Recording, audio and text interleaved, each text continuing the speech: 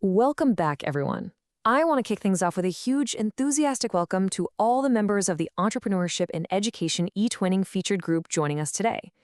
If you're a focused learner looking to streamline your professional development, and you really want to foster true initiative and innovative thinking in your students, well, you are exactly where you need to be. Today, we are building your ultimate educator's toolkit. We're doing this by distilling an entire month's worth of incredibly diverse publications, insights, and research straight from the European School Education Platform. So whether you teach primary, secondary, or vocational students, we've synthesized the absolute best strategies, data, and stories from May 2026 into one cohesive explainer right here to support your daily professional development. Okay, let's dive into this with a really powerful thought from Roseanne Camilleri. She's the eTwinning National Coordinator for Malta. She points out that teaching can be a very lonely profession, but eTwinning breaks that isolation by bringing in diverse European connections. I mean, this just perfectly captures the entrepreneurial mindset we want to cultivate today. Think about it. Teachers, much like entrepreneurs, absolutely thrive on networking, shared innovation, and collaboration. To truly equip our students to take initiative in this uncertain world, we first have to break out of our own isolation and genuinely learn from one another. To build our toolkit today, we've got a really clear roadmap. We'll be hitting 5 key areas. First, navigating the digital transformation. 2, redefining literacy and language. 3, engaging through practical science. 4, nurturing well-being and resilience. And 5, empowering teachers and leaders. Let's get started. Starting right off with Section 1, Navigating the Digital Transformation. Now, what's really interesting about this is understanding the macro environment before we even look at specific classroom tactics. The world of work and learning is just fundamentally reshaping itself. Recent pilot findings from CEDAFOP's European Vocational Teacher Survey reveal an incredibly important baseline. They found that 80% of vocational education and training teachers are actually using basic digital technologies for simple tasks, things like student management or basic assessments. But there is a massive leap required to reach true AI literacy. AI literacy isn't just knowing how to open an app or prompt a chatbot. It's a core competence. It's the ability to critically evaluate what AI can and absolutely cannot do, interpret those outputs, judge their reliability, and know exactly when human judgment is just irreplaceable. Right now, less than a third of teachers report using AI tools frequently. So we're looking at a critical gap here that requires some really clear curricular guidance. And that's where the newly updated DigComp 3.0 framework comes in. It addresses this exact gap. Listen, this isn't just about teaching kids how to code, it's about holistic digital citizenship. This updated framework introduces a whopping 500 new learning outcomes that tackle 5 priority themes. It gives educators a shared, structured language to guide digital skills policies safely and, most importantly, ethically. Whether you are dealing with AI, navigating the absolute minefield of disinformation, or just trying to manage your students' well-being in a digital space, DigComp 3.0 treats all these technologies as integral parts of modern societal participation. But here's the critical question we have to ask ourselves. How do we prepare students to critically evaluate AI and navigate complex digital rights if they are currently struggling with basic reading comprehension? Which brings us smoothly to Section 2, redefining literacy and language. Take just a second to digest this incredibly powerful perspective from Ilke Ulusoy Öztürk, a brilliant Turkish language and literature teacher. She reminds us that the habit of reading goes so far beyond simple decoding of words. It literally enables us to live in society without bowing or bending or being suppressed.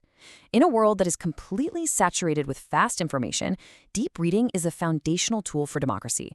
And for those of us focused on entrepreneurship and education, well, remember that critical thinking and questioning the status quo is the very foundation of initiative and innovation. It's all about raising individuals who boldly create what doesn't yet exist. So how do we physically and cognitively get students to that level of deep reading? The Erasmus-founded Foreign Com project provides some absolutely brilliant practical interventions specifically for 8 to 16-year-olds. They break the whole process down into actionable steps. First, you identify the physical barriers to fast reading, things like eye regression or silent articulation. Then, you implement structured visual memory and peripheral vision exercises.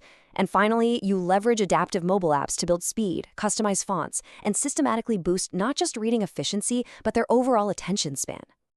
And when we talk about leveraging modern mediums to foster student initiative, we absolutely have to mention a brilliant example highlighted in a recent feature from the Languages and Technology source material. Najib Bouwens, better known online as Monsieur Nash, is a Dutch teacher in Brussels who actually created a viral rap video just to teach irregular verbs. I mean, how cool is that? It's a perfect example of how creative, out-of-the-box digital content can completely revitalize traditional language learning, boost student motivation, and make multilingualism genuinely immersive. But once we've secured these foundational cognitive and literacy skills, how do we ground them in the real world through hands-on, tangible classroom activities? Let's look at that in Section 3, Engaging Through Practical Science.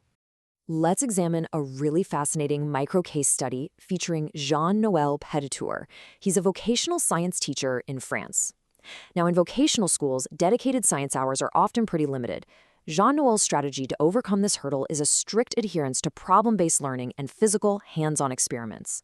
By allowing his students to literally test concepts themselves, like actually building an electronics board or running a physics simulation, he bridges the gap between abstract theory and real-world practice.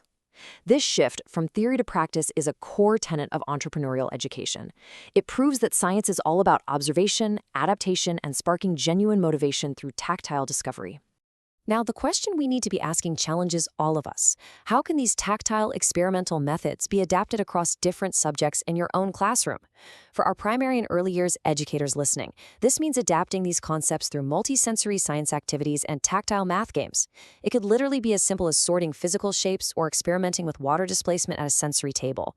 It's about a fundamental mindset shift, right? Moving them from a passive receiver of information to an active experimenter, right from the very beginning.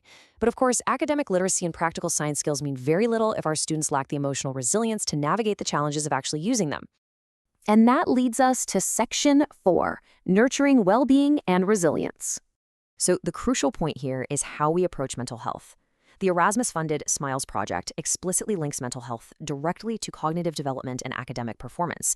They don't treat well-being as an afterthought. It's a structured curriculum built on 3 main pillars.